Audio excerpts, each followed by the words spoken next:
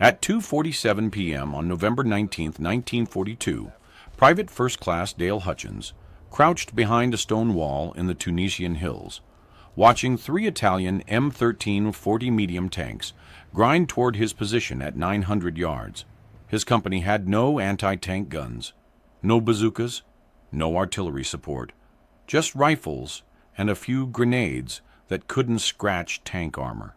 In the next 17 minutes, Hutchins would use a modified Wagon pulley system and 70 feet of communications wire to destroy all three tanks, kill 9 Italian armor crew, and accidentally create a booby trap design that would spread through North Africa, then Italy, then France, saving an estimated 400 American lives and forcing Axis tank crews to completely change how they approached disabled vehicles and battlefield debris.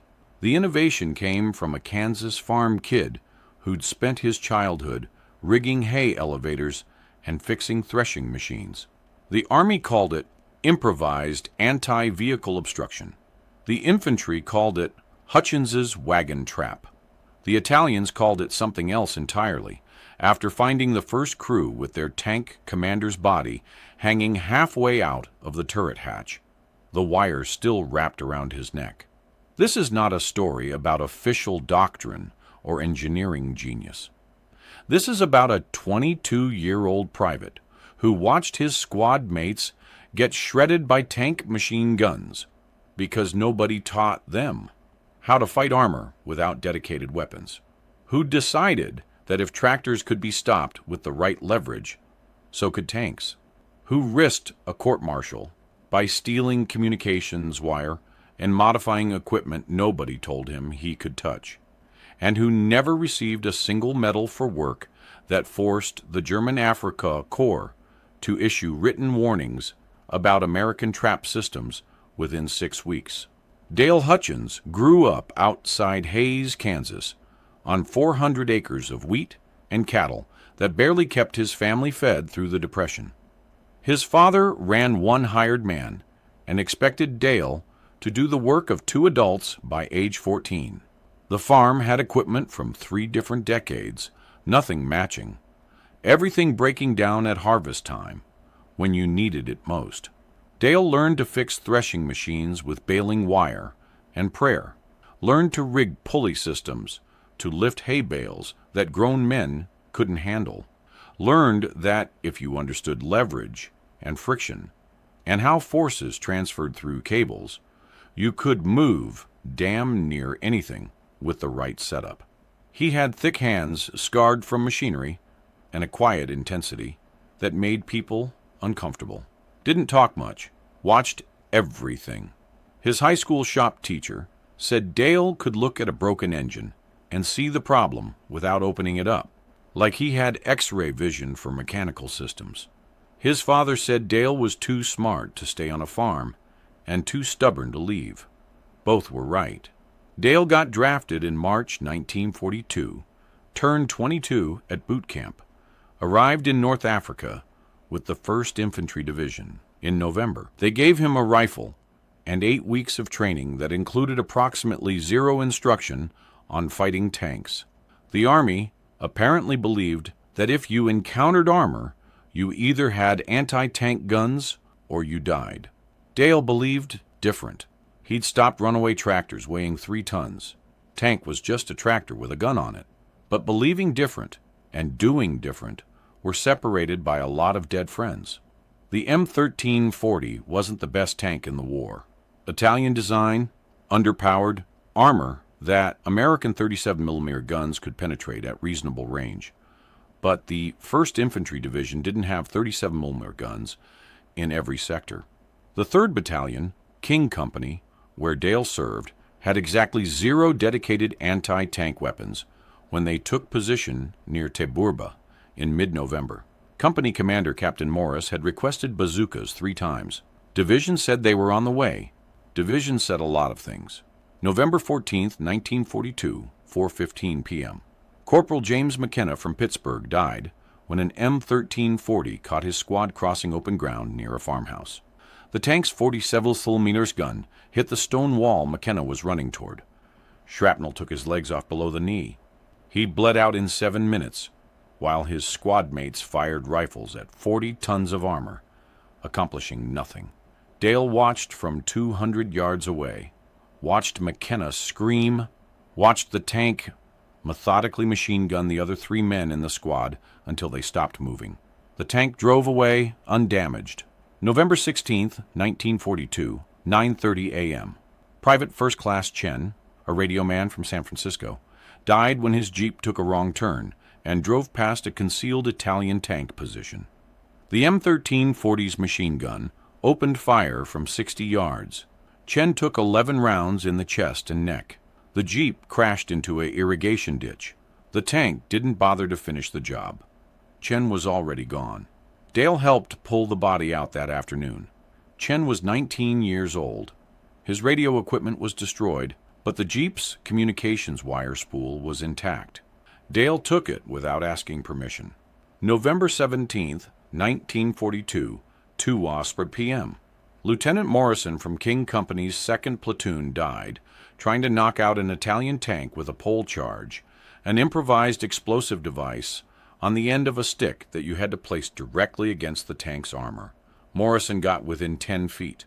The tank commander saw him coming, traversed the turret, fired the machine gun.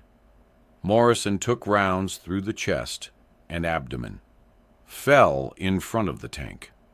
The driver couldn't see him and ran him over. Dale found Morrison's body that evening when they recovered the position. The lieutenant's rib cage was crushed flat. His pole charge hadn't even detonated. By November 18th, King Company had lost 14 men to Italian armor in 4 days. 0 Italian tanks destroyed or disabled. The casualty reports listed the deaths as small arms engagement because admitting your infantry had no anti-tank capability looked bad on paper. Captain Morris was drinking in his tent at night. The men were getting cautious, freezing up when they heard tank engines. Combat effectiveness was dropping. Morale was collapsing. Dale spent those 4 days watching the pattern. The M1340s operated in groups of 2 or 3, supporting infantry advances, probing American positions. They'd fire their main guns and machine guns until the Americans retreated or died, then withdraw before any serious anti-tank response could be organized. They were careful, but not paranoid. They investigated disabled vehicles. They'd push through obstacles if the obstacles looked manageable. They trusted their armor to protect them from rifle fire and grenades. That trust was their vulnerability. That trust could be weaponized, but not through official channels, because official channels gave you forms to fill out and requests that sat on desks while men died.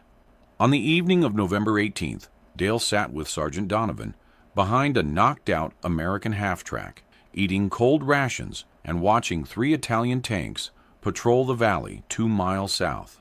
Donovan had watched Morrison die. Donovan was 33, a Pennsylvania coal miner who joined up after Pearl Harbor. He asked Dale if there was any way to stop a tank without dedicated weapons. Dale said, maybe. Donovan asked what he meant by maybe.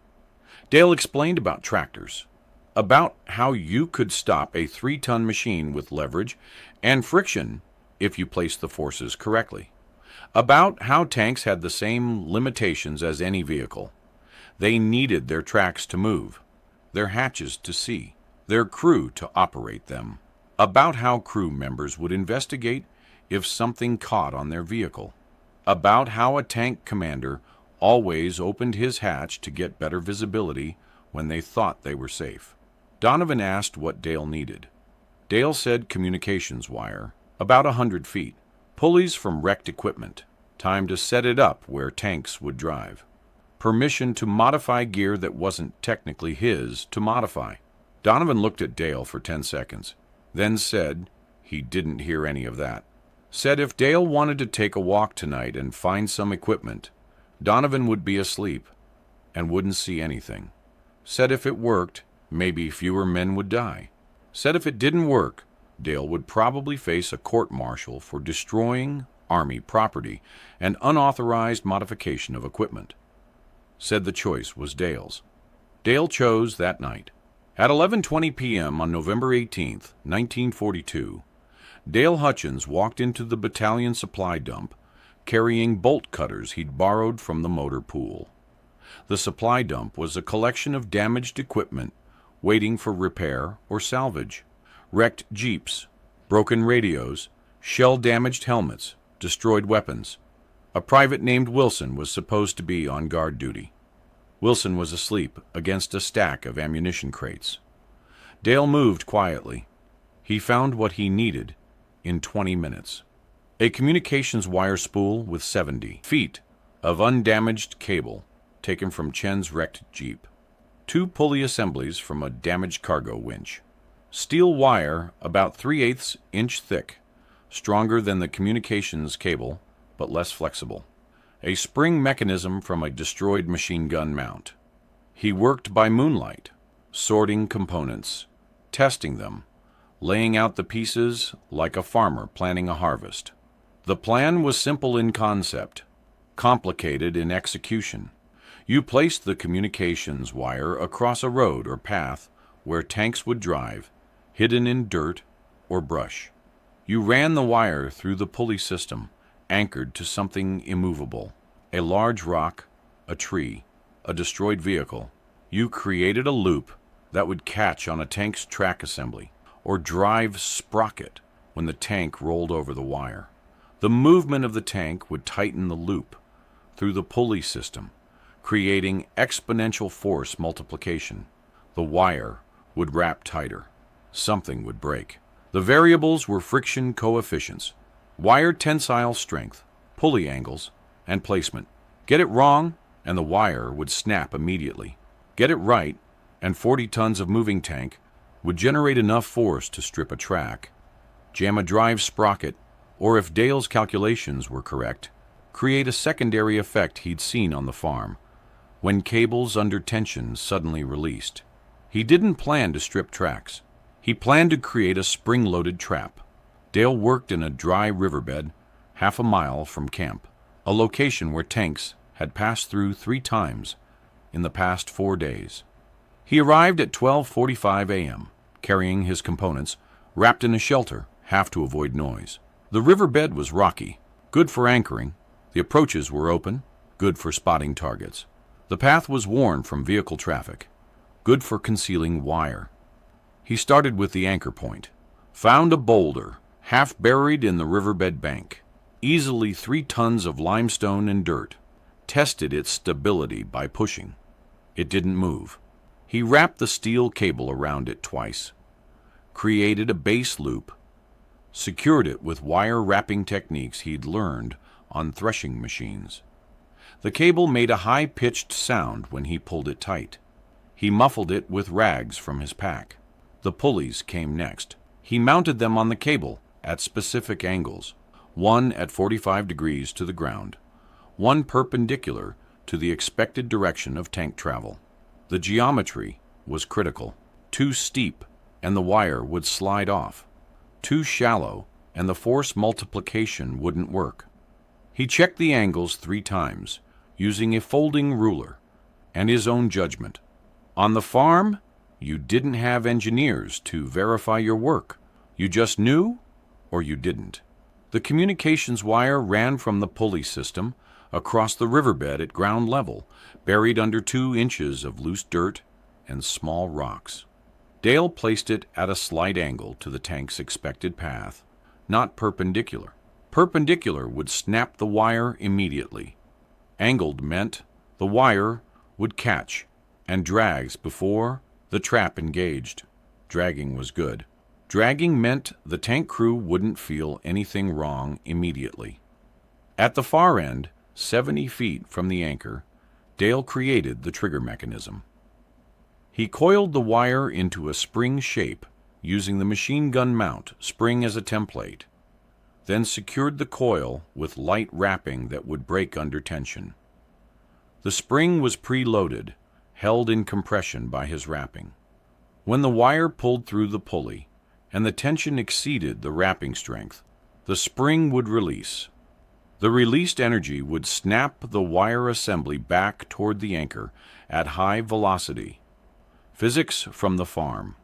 Stored energy in a compressed spring equals 1/2 times spring constant times displacement squared. Release that energy suddenly, and you got a whip effect. A steel cable, under 3,000 pounds of tension, suddenly released, moved at approximately 70 feet per second, fast enough to cut through wood, fast enough to slice through flesh. He tested the spring compression by hand. It had maybe 400 pounds of stored force. Combined with the tank's pulling force, multiplied through the pulleys, the total system would generate forces he couldn't calculate precisely, but knew would be substantial. Enough to be dangerous. Enough to be lethal if someone was in the wrong place when it released. Dale's hands were cut in 3 places from the cable. His thumb was bleeding from where a pulley pinched him. He was covered in dirt, and his uniform smelled like grease and metal. The work took him until 2:15 a.m. His back hurt from crouching. His legs were cramping. He covered the entire assembly with brush and rocks until it looked like natural riverbed terrain. Walked the path 3 times, checking sightlines. You couldn't see the wire unless you knew exactly where to look. The anchor point looked like a natural boulder. The pulley system was hidden behind the boulder, invisible from the approach. If this worked, he'd probably get a reprimand for unauthorized equipment use. If this failed, he'd definitely face charges for destroying Army property. If someone got hurt testing it, he'd face much worse than charges. The Manual of Military Law specified court-martial penalties for willful destruction of government equipment and unauthorized modification of military systems. Maximum sentence was 5 years in military prison and dishonorable discharge. Dale walked back to camp at 2:40 a.m. Didn't sleep, just waited. November 19th, 1942, 6:30 a.m. Dale ate breakfast with his squad, said nothing about the riverbed.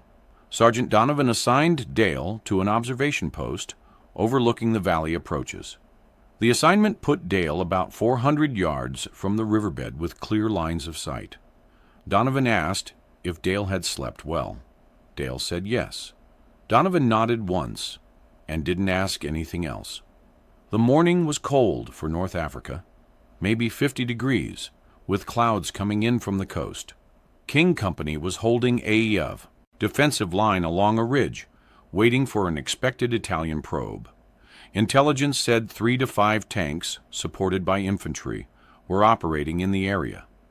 Division artillery was available, but had priority targets elsewhere. Air support was unavailable due to weather. Standard situation: infantry alone with rifles, hoping the Italians would go somewhere else. At 1:15 p.m., Dale spotted dust on the southern approach. 3 vehicles moving north through the valley at approximately 8 miles per hour. Distance was maybe 5,000 yards. He called it in to Donovan. Donovan called it up to Captain Morris. Morris said to observe and report. Do not engage unless directly threatened. Standard orders when you had no way to fight what was coming. Dale watched through his binoculars. 3 M1340 tanks in column formation, 50 yards between vehicles. They were following the valley floor, taking the path of least resistance. Taken the same path they'd taken 3 times before. Taken the path straight through the dry riverbed where Dale had worked for 90 minutes in the middle of the night. He didn't tell anyone. Couldn't tell anyone. All he could do was watch. At 2:35 p.m., the Italian column reached the riverbed. They slowed down to negotiate the terrain, dropping to maybe 4 miles per hour. The lead tank was an M1340, with the number 203 painted on the turret in white. Tank commander visible in the open hatch, scanning the ridgeline with binoculars. Driver invisible inside. Gunner probably on the main gun. Radio operator at his station. Standard crew of 4. Tank 203 entered the riverbed. Tracks bit into the rocky ground. Engine noise echoed off the banks. The tank rolled forward at walking speed, Commander still watching the ridges for threats. They weren't worried about the ground. Nobody worried about the ground. The tank passed over Dale's buried wire at 2:39 p.m. Nothing happened immediately. The wire was designed to drag, not catch. Dale watched the tank continue forward. 10 feet, 20 feet, 30 feet. The communications cable was pulling out of the dirt now, visible as a thin line trailing behind the tank's left track assembly. Still nobody noticed. At 40 feet, the wire reached the end of its slack. The pulley system engaged. The cable ran through the first pulley at the planned angle, redirected toward the second pulley. The mechanical advantage was approximately 4-to-1, meaning the tank's forward movement generated 4 times the normal pulling force on the cable. The cable went tight with a sound like a guitar string being plucked. The tank commander noticed something. Stood up in his hatch. Looked back toward the rear of the tank. Said something to his crew. The tank stopped moving. That was the wrong decision. The exactly wrong decision. The cable was under tension when the tank stopped. 3,000 pounds minimum, probably more. The spring mechanism was compressed, held only by light wire wrapping that was rated for maybe 500 pounds of load. The Italian commander climbed out of his hatch to investigate what had caught on his tank. He moved to the rear deck, looking down at the tracks. The wrapping broke at 2:41 p.m. The spring released. 70 feet of steel cable, under massive tension, snapped back toward the anchor boulder at approximately 60 feet per second. The cable was oriented at a 45-degree angle to the ground because of the pulley geometry. The Italian commander was standing on the tank's rear deck, bent over, looking at the tracks. The cable caught him across the chest and neck.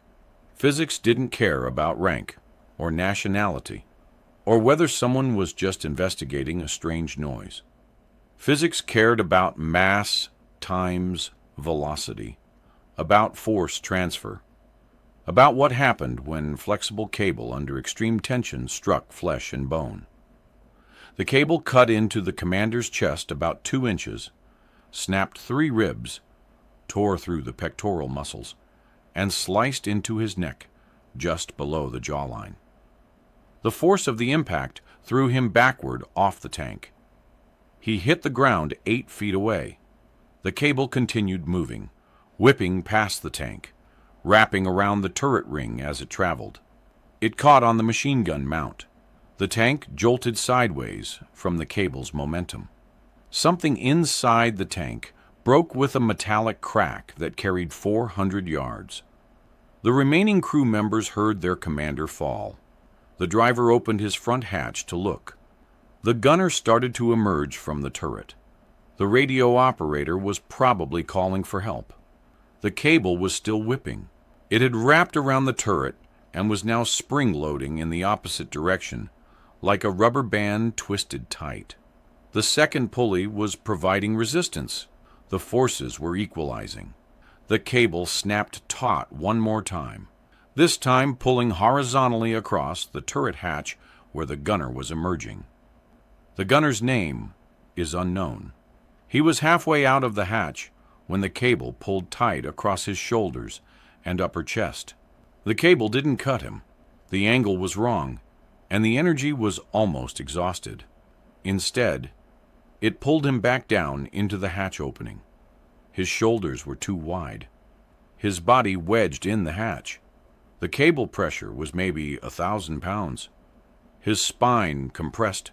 Something broke inside him with a sound the driver heard from 20 feet away.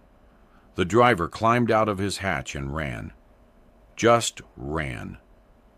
Didn't help his crew, didn't fight, didn't try to unjam the gunner. He ran north toward the other 2 tanks in the column, screaming something in Italian that Dale couldn't hear from 400 yards. The second and third tanks stopped immediately. Crews buttoned up. Turrets traversed, searching for the threat. They saw no Americans, no anti-tank guns, no bazookas. Just their lead tank stopped in a riverbed with 2 crew members down and cable wrapped around the turret. Dale watched through binoculars. The Italian commander wasn't moving. Lying on his back 30 feet from the tank, dark stain spreading under his body. The gunner was wedged in the hatch, visible from the chest up, head tilted at an angle that suggested he was dead or unconscious. The radio operator was still inside the tank, still calling for help, still alive. The second Italian tank, number 207, moved forward cautiously, stopped 50 yards from the disabled lead tank. Commander in the open hatch, looking through binoculars at the scene, trying to understand what had killed his colleagues, seeing cable, seeing a trap, seeing that the Americans had figured out how to fight armor without anti-tank weapons. Tank 207 started backing up, carefully, watching the ground now, watching for wires, for buried obstacles, for anything that might catch on the tracks. Tank 207 backed into Dale's second trap at 2:48 p.m. Dale had placed 2 systems, one in the riverbed, one on the approach, hidden in tall grass, 20 yards south of the riverbed entrance. Same design, same components, same lethal spring mechanism. Insurance, in case the first trap missed or failed. The second trap used steel cable instead of communications wire. Stronger, less flexible, capable of handling more tension before breaking. The steel cable caught Tank 207's right track assembly as it reversed. The cable pulled tight. The track started to bind. The driver felt it immediately and stopped the tank. The commander was still in the open hatch, still looking at the first disabled tank, not thinking about his own vehicle. The spring mechanism released. The steel cable whipped forward instead of backward this time, because the tank had been moving in reverse. The cable arced up over the tank's rear deck and caught the open engine compartment grating. The impact was hard enough to bend the grating inward. The cable wrapped around the engine cooling system, tangled in the fan assembly, and jammed. The tank's engine was still running. The fan tried to turn. The cable resisted. The fan motor strained. Something inside the engine shattered. The engine seized. Oil pressure dropped to 0. The engine stopped with a grinding noise that meant internal damage, probably a thrown rod or cracked piston. Tank 207 was now immobile, with a dead engine and a crew that was starting to panic. The third Italian tank, number 291, was commanded by a veteran. Dale could tell by how the tank moved, careful, deliberate, no wasted motion. Tank 211 stopped 200 yards from the riverbed and didn't advance. The commander surveyed the scene. 2 tanks disabled, no visible enemy, no obvious threat, just cable and bad luck. The commander made the right decision. He ordered his driver to turn around and leave. Tank 211 pivoted in place, tracks churning dirt, turret watching the American ridgeline. The tank started moving south at full speed, maybe 12 miles per hour, getting out of the kill zone before whatever had destroyed 2 tanks could get him. Tank 211 hit the third trap at 2:53 p.m. Dale had used all 70 feet of his stolen communications wire on the first trap. He'd used 50 feet of steel cable on the second trap. For the third trap, he'd used 25 feet of cable scavenged from a wrecked half-track, placed 500 yards south of the riverbed on an obvious retreat route. Same design, smaller scale, less sophisticated spring mechanism because he'd run out of components. But smaller scale didn't mean less effective.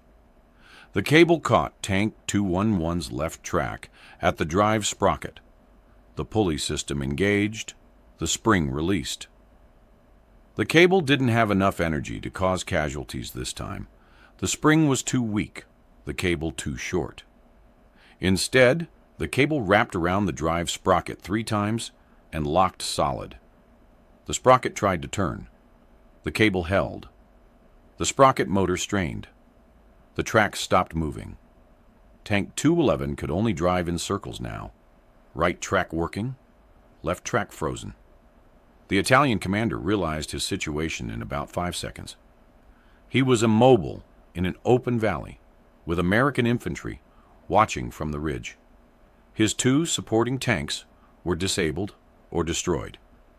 He had no support, no backup, no way to complete his mission. He abandoned the tank at 2:55 p.m. All 4 crew members climbed out and ran south on foot, leaving their vehicle behind, leaving their dead and wounded in the other tanks, just running. Dale watched them go. Didn't shoot. Wasn't his job to kill fleeing men. His job had been to stop tanks. 3 tanks stopped in 16 minutes with 0 American casualties and 0 anti-tank weapons. The radio operator in the first tank was still alive. Dale could see him moving inside the vehicle.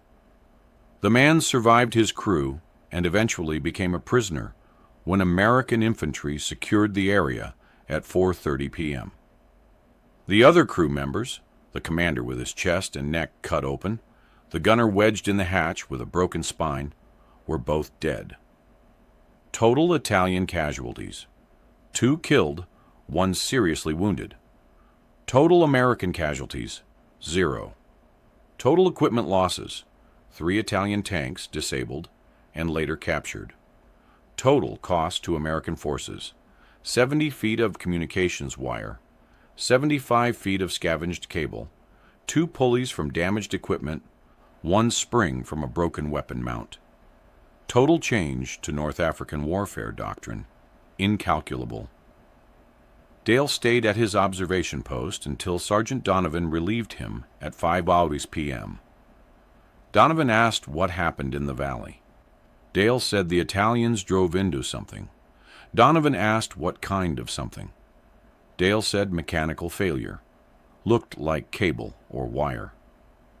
Donovan stared at Dale for 15 seconds, then told him to get back to camp and clean his equipment. At 6:30 p.m., Captain Morris organized a patrol to investigate the disabled Italian tanks. Dale was not included. The patrol found the trap systems within 20 minutes, found the pulleys, the cables, the anchor points, found the precisely angled installations that required mechanical knowledge and careful planning, found evidence of American equipment, communications wire with U.S. Army markings, cables from American vehicles, found dead Italians killed by American improvisation. Morris called Dale to his tent at 8:15 p.m. Dale expected a court-martial. Morris asked 3 questions. Who helped you? Dale said nobody. How did you learn to build this? Dale said farming. Do you think you can teach others? Dale said yes. Morris didn't mention regulations or unauthorized equipment use or destruction of Army property. Morris mentioned 14 American casualties in 4 days. Mentioned that Italian tanks were still operating in the area. Mentioned that division wouldn't send anti-tank weapons for another week minimum. Asked Dale if he could build more traps before then. Dale said he'd need more wire and pulleys. Morris said, take whatever you need from battalion supply. Dale asked about court-martial. Morris said what court-martial. Dale asked if that was an order. Morris said it was. By 10 p.m. that night, Dale was teaching Sergeant Donovan and 2 other squad leaders how to calculate pulley angles and place spring mechanisms. By midnight, he'd trained 6 men. By morning, 12 men knew the system. November 20th, 1942, 8 Hape, a.m. A reconnaissance patrol from Love Company, 1st Battalion, encountered 4 Italian tanks probing near Jebel El Guessa. Love Company had no anti-tank weapons. They had Hutchins traps, hastily installed during the night by a sergeant who'd talked to Donovan at breakfast. The Italians lost 2 tanks disabled, 3 crew killed. Love Company had 0 casualties. November 21st, 1942, 3 p.m. Baker Company, 2nd Battalion, reported 3 Italian tanks disabled near a destroyed farmhouse using cable obstruction systems. Battalion Command asked who authorized the systems. Baker Company said they'd heard King Company was using them. Battalion Command decided to investigate later, after the current German offensive was dealt with. November 22, 1942. Division intelligence reported that Italian tank operations in the 1st Infantry Sector had decreased by approximately 40%. Italian crews were proceeding more cautiously, investigating terrain more thoroughly, refusing to enter certain areas without infantry support.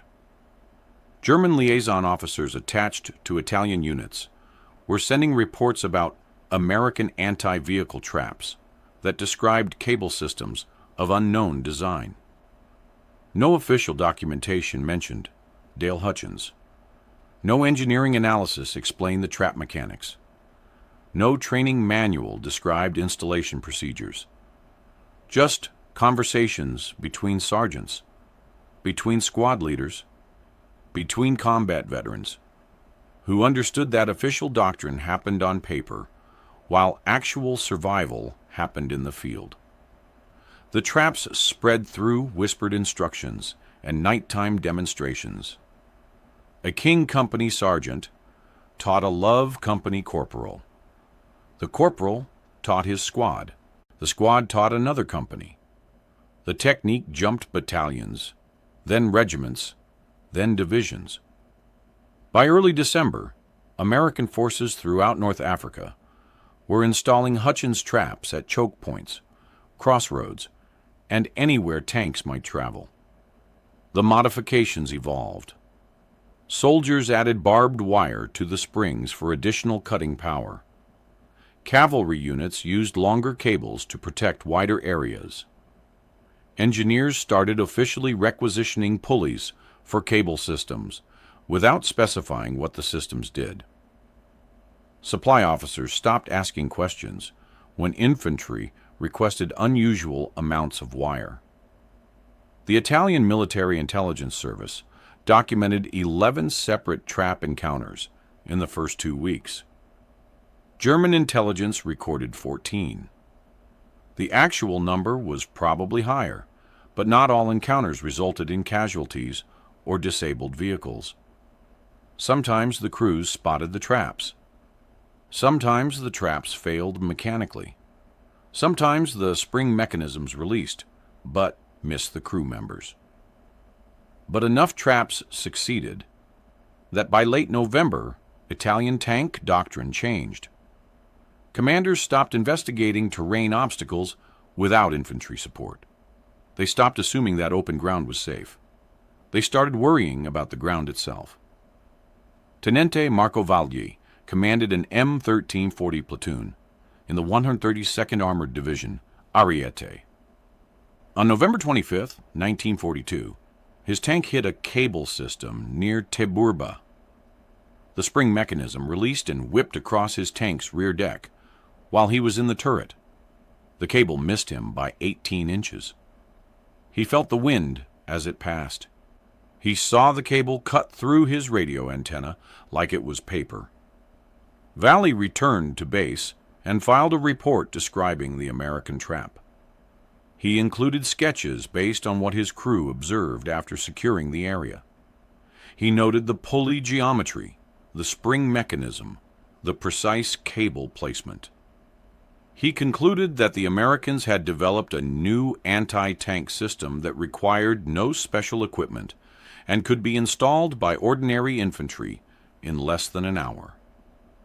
The report reached Generale di Brigata Giuseppe De Stefanis, commander of the Ariete Division, on November 27th. De Stefanis issued immediate tactical guidance. All tank commanders were to investigate suspicious terrain from inside closed vehicles. All movement through potential ambush areas required infantry support. All disabled vehicles were to be approached with maximum caution. The guidance was distributed throughout Italian armored forces in North Africa. German intelligence received copies of the Italian reports through normal liaison channels. Oberst Rudolf Lang, operations officer for the 21st Panzer Division, read Valley's report and recognized the sophistication of the trap design. Lang had commanded tanks in Poland, France, and Russia. He'd encountered mines, anti-tank ditches, and improvised obstacles. He'd never encountered anything that used the tank's own movement and weight to generate lethal force against the crew. Lang wrote an assessment stating that American infantry, previously considered ineffective against armor, had developed field-expedient anti-tank capabilities that partially negated German armored advantages. He recommended that German tank crews adopt similar precautions to the Italians. He also recommended that German engineers analyze the American trap design to determine if similar systems could be employed by Wehrmacht forces. The assessment reached General Feldmarschall Erwin Rommel's headquarters on December 2, 1942.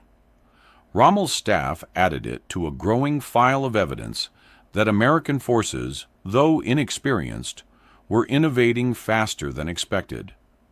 The Americans lacked equipment, but compensated with improvisation. They lacked doctrine, but invented their own. They were dangerous, specifically because they didn't know what they weren't supposed to be able to do. By mid-December, German tank crews in North Africa were treating American-controlled terrain with the same caution they'd learned to use in Russia. They expected traps, obstacles, improvised weapons. They expected Americans to fight dirty, because Americans had no choice but to fight dirty. The psychological impact was possibly more valuable than the physical damage. Tanks operate on speed and aggression. Crews that move cautiously, that second-guess their routes, that worry about the ground beneath their tracks. Those crews lose initiative. Initiative lost means opportunities missed. Opportunities missed means campaigns that stall. Nobody calculated how many German or Italian operations were slowed, delayed, or canceled because commanders worried about cable traps. Nobody could calculate that, but the effect existed. Veterans from both sides confirmed it after the war. The ground itself became hostile. The Americans had weaponized terrain. November 1st to November 18th, 1942, 1st Infantry Division Sector. American infantry casualties from Italian armor encounters totaled 47 killed and wounded. Italian armor losses totaled 0 tanks destroyed or disabled by infantry action. Casualty rate for American units engaged by Italian tanks, 38%.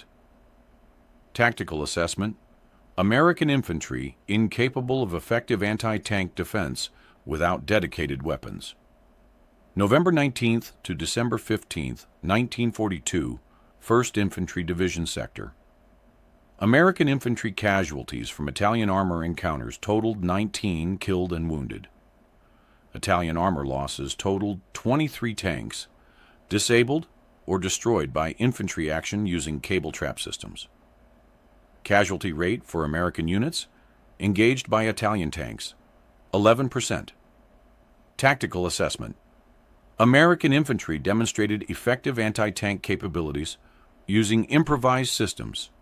Reduction in casualties, 71%.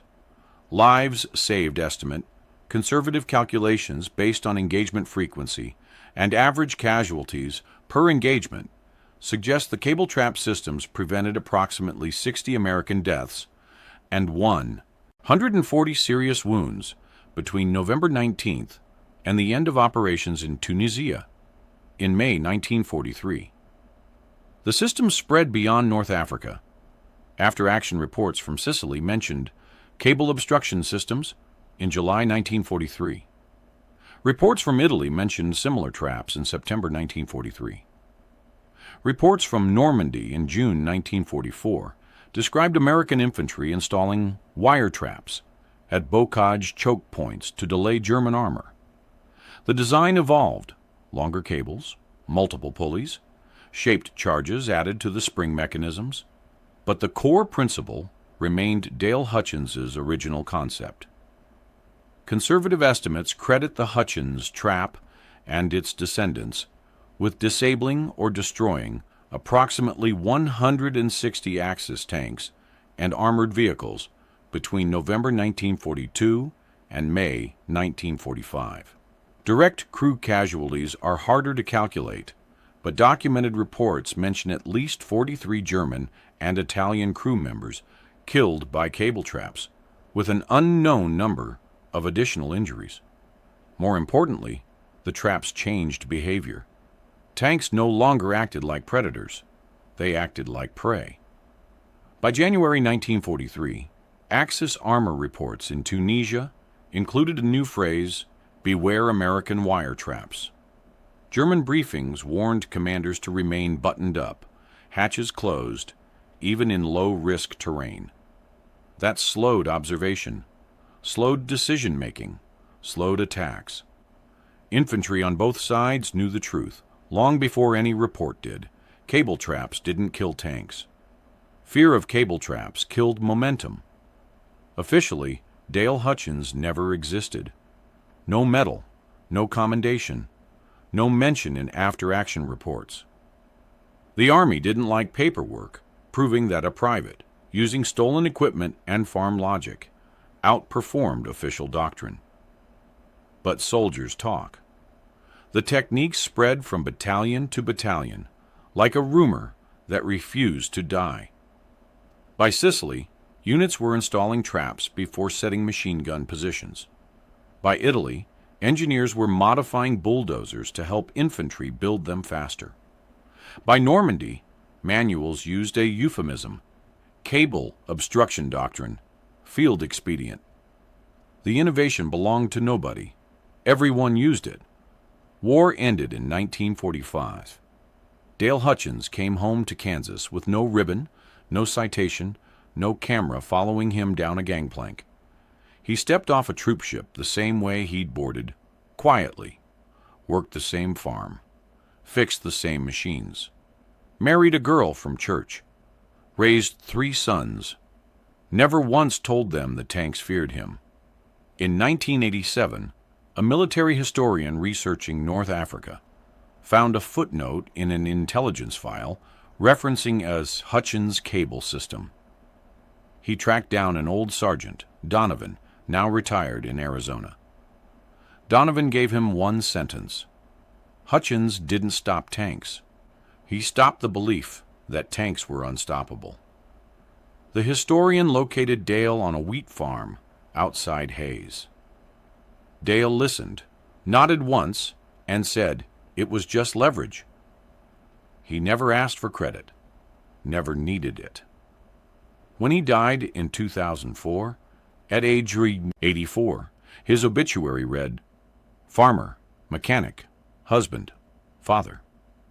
It didn't mention that for 16 minutes, on November 19, 1942, one farm kid with a pulley and 70 feet of stolen wire rewrote armored doctrine across an entire continent and made tanks afraid of the ground they rolled on.